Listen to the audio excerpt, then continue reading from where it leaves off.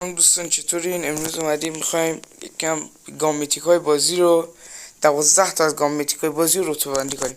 فقط دوستان بخش من یکم ویدیو کم دارم، ویدیو در مورد گانا کنم ویدیو ندارم، برای اگه ویدیو بده بزرگی خودتون ببخشید. من اول سراغ تیرا یا همون مثلا رتبه ها، از شماره بهترین که میشه با کلی هم عوض میکنی، دومی که میشه عالی، سومی معمولی، چهارمی بی لیاقت و پنجمی هم شبیه زندگیمه. خب میریم سراغ ویدیو. خب اولین گان مورد نظرم که صد تایپ 19 میتیکه. این من سر ماشین گان بسر صحبت کنم دیگه، چون ویدیویی از اینا من ندارم. این تایپ 19 کلا از اون گان هست که خیلی واقعا از نظر من گان دوست داشتنیه. از نظر ظاهری مخصوصا اسمش یادم رفت، از این اینسپشن اختصاصی که داره خیلی واقعا گان خوبی به نظر من.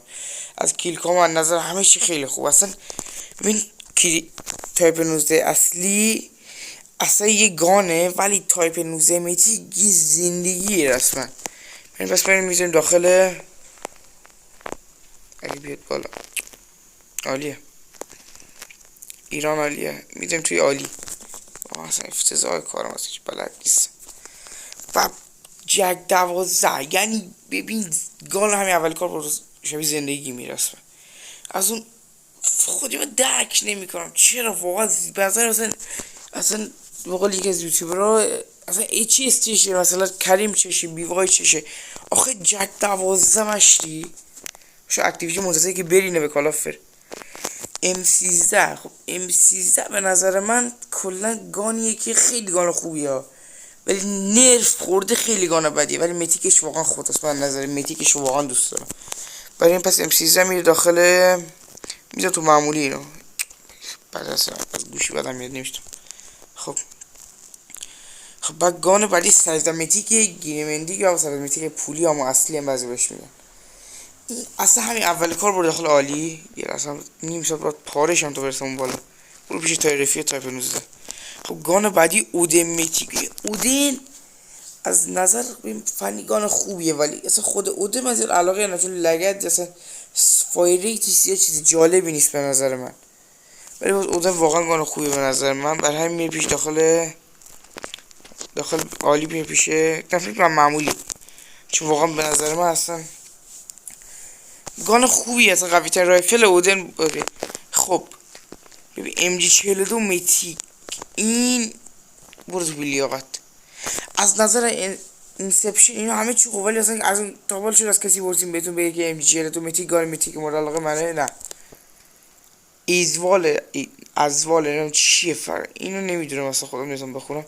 این میره داخل شبیه زندگیمه، خیلی گان خوبی از اینسپشن اختصاصی یا همون خیلی واقعا کیل افکت از نظر من خیلی سه.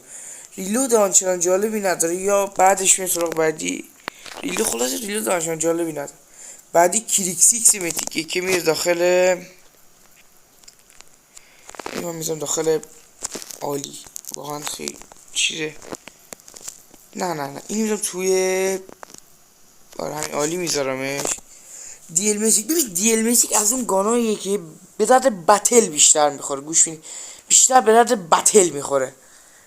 از نظر من یکی از کریکسیس دیل میتیک به درد کمپری تو بتل میخوره.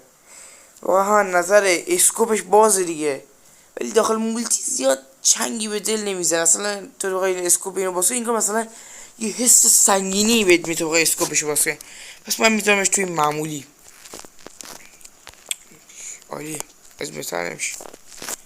خب ای که 47 رادیان سگ نمیدونم اسمشو، این ای که 47 واقعا به نظرم ای که 47 نسخه خوب زیاد داره، ولی این به نظر میاد داخل بخش بیلیاقت. من اصلا خود به شخص دوستش کیلومتیک سکن مستقیم با کلی هم باید عوضش کنم. خیلی من این دوست دارم، عاشق کیلومتیک هم من، شما درک نمی کنید.